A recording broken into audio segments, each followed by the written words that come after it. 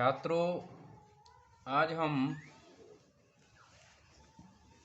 चित्रलेखा उपन्यास का उद्देश्य या उसकी मूल संवेदना क्या है, इस विषय पर चर्चा करेंगे। इससे पूर्व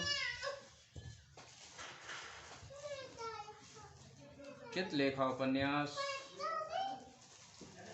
के सारांश को प्रस्तुत कर चुके हैं।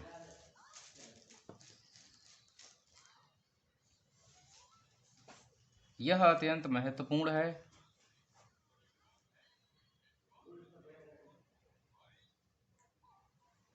और हर साहित्यिक कृति अपने आप में उद्देश्यपूर्ण होती है और उसकी कोई न कोई मूल संवेदना उसमें अभिव्यक्त होती है।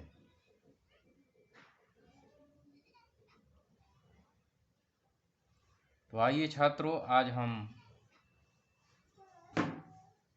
चित्रलेखा उपन्यास के उद्देश्य की चर्चा करेंगे कि उपन्यासकार का इसमें क्या उद्देश्य छिपा है या फिर इसकी मूल संवेदना क्या है। भगवती चरण वर्मा ने हिंदी साहित्य को दर्जनों उपन्यास प्रदान किए हैं। चित्रलेखा उपन्यास आपके चर्चित उपन्यासों में से एक है। चित्रलेखा इस उपन्यास की प्रधान नायिका है।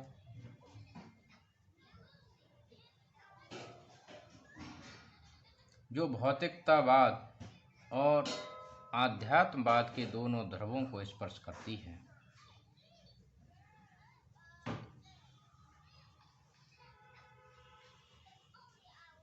चित्रलेखा बीजगुप्त के साथ जहाँ विलासितापूर्ण जीवन जीती है, वहीं योगी कुमार गुप्त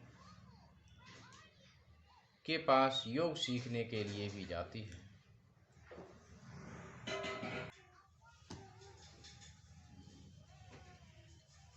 चित्रलेखा के चरित्र की गतिशीलता ही उपन्यास के उद्देश्य एवं मूल संवेदना की ओर संकेत करती है। चित्रलेखा ही वह मुख्य पात्र है जो पाप और पुण्य की अवधारणा को जानने में सहायक सिद्ध हुई है। चित्रलेखा वह केंद्र बिंदु है जिससे बीजगुप्त, कुमारगिरि, श्वेतांग, विशालदेव, कृष्णादित्य सभी कहीं न कहीं जुड़े हुए हैं। महाप्रभु रत्नांबर विभिन्न परिस्थितियों का आकलन कर पाप और पुण्य के विषय में निष्कर्ष प्रस्तुत करते हैं और बताते हैं कि मनुष्य परिस्थितियों का दास है। आखिर मनुष्य परिस्थितियों का दास क्यों है?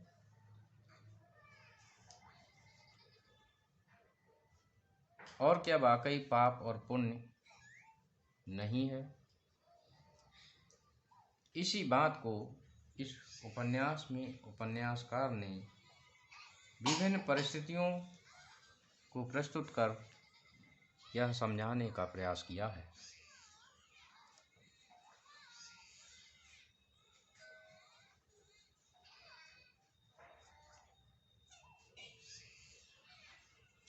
बीजगुप्त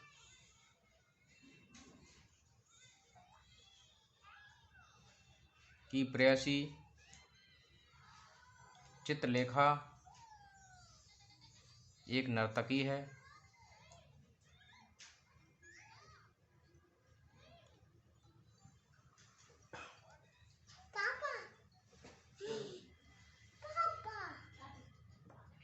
उसे संगीत और नृत्य से लगाव है, प्रेम है।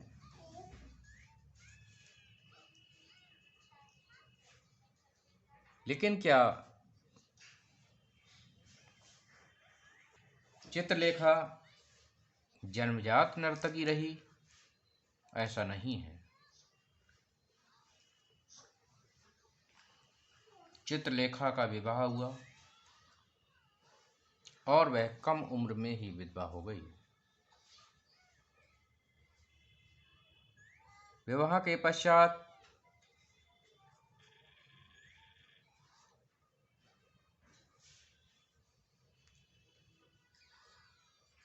कृष्णादित्य से उसका परिचय हुआ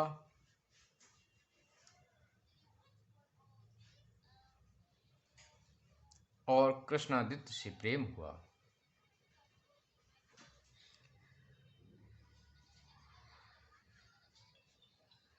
और वह प्रेम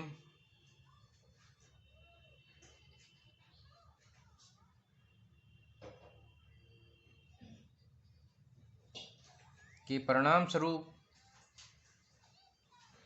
गर्भवती भी हो गई। परंतु कृष्णादित्य में प्रेम को निभाने की वह सामर्थ्य नहीं थी, वह क्षमता नहीं थी, वह शक्ति नहीं थी जो समाज की रूढ़ियों का मुकाबला कर सके और चित्रलेखा का साथ दे सके। उसके द्वारा आत्महत्या करना कहीं न कहीं यही सिद्ध करता है।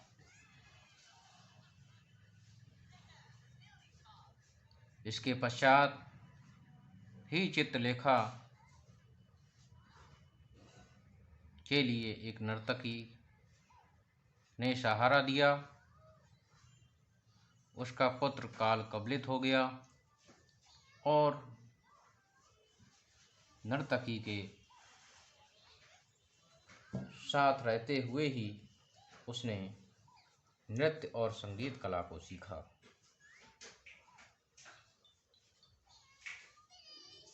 यद्यपि चित्रलेखा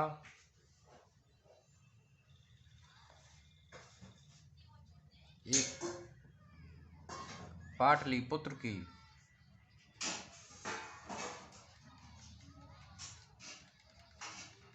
सुंदर नर्तकी रही, लोग उस पर जान छिड़कते थे। बावजूद इसके उसने केवल नृत्य कला को ही बढ़ावा दिया। वैश्यावृत्ति से वह कोसों दूर रही।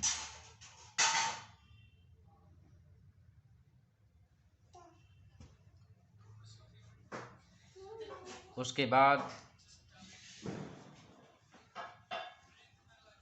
उसका संपर्क बीजगुप्त से होता है, जो पाटलिपुत्र में चंद्रगुप्त मौर्य के यहाँ एक सामंत है और ऐश्वर्य से भरपूर है। बीजगुप्त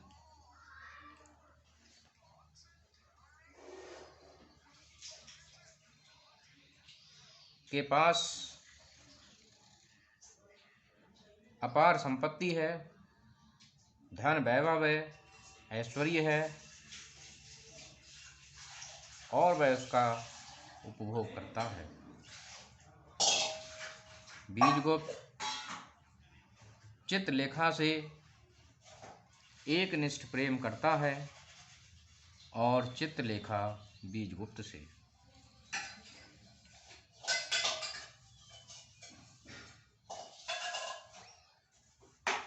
कुमारगिरी एक योगी है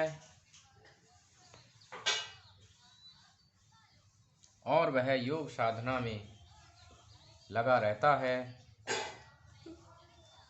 वह आध्यात्मिक जीवन का प्रतीक है। उसकी प्रसिद्धि दूर दूर तक फैली हुई है।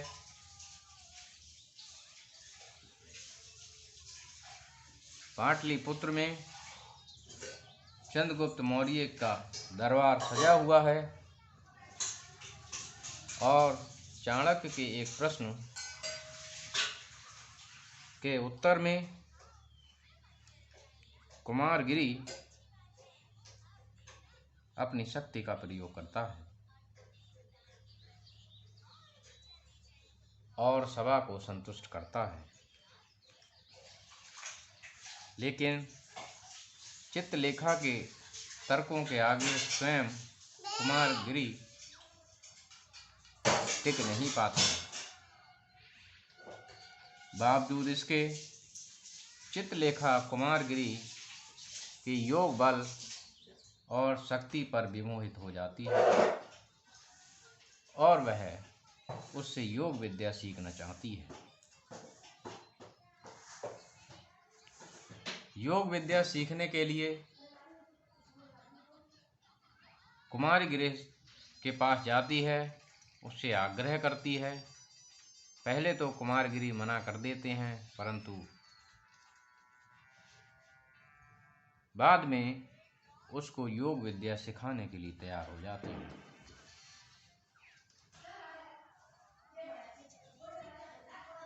इधर बीजगुप्त चित्रलेखा के न होने पर उसकी अनुपस्थिति में व्याकुल और व्यथित हो उठता है।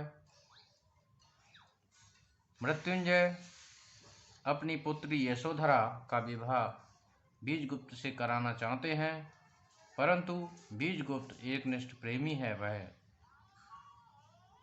स्पष्ट मना कर देता है और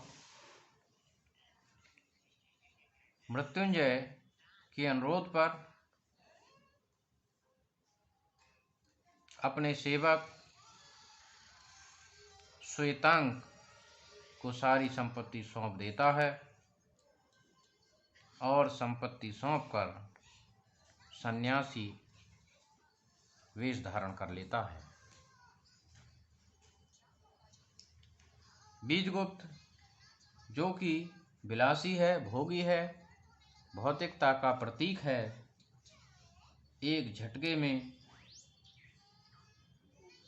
श्वेतांग के हित के लिए, कल्याण के लिए, यशोधरा के हित के लिए एक झटके में सारी संपत्ति छोड़ देता है।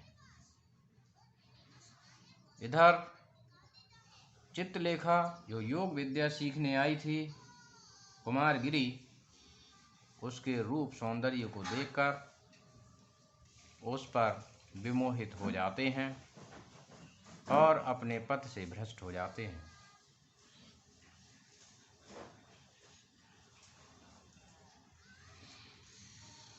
यह देखकर चित्रलेखा को कुमारगिरी से वितृष्णा हो जाती है और कुमारगिरी की कुटी को छोड़कर वह पुनः अपने घर पर आ जाती है।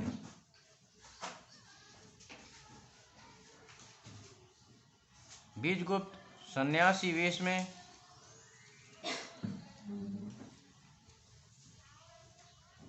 अपने घर से निकल रहा होता है।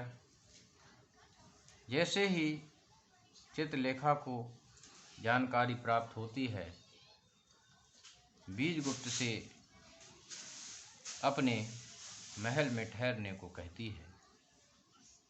पहले तो बीजगुप्त उसके आग्रह को ठुकरा देता है, परंतु बार बार कहने पर वह सहमत हो जाता है और चित्रलेखा अपनी सारी संपत्ति छोड़कर अपनी एक दासी को सौंपकर स्वयं बीजगुप्त की भांति सन्यासिनी बन जाती है और वे दोनों संपत्ति का त्याग कर सन्यासी जीवन के लिए अग्रसर होते हैं। तो श्वेतांक और विशाल देव के